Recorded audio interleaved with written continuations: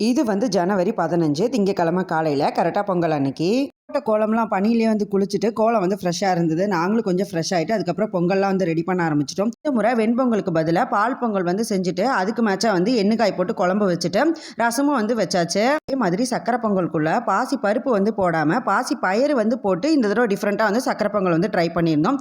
எல்லாமே வந்து சூப்பராக இருந்தது. மொச்சை வந்து அதை விட அல்டிமேட்டாக இருந்தது.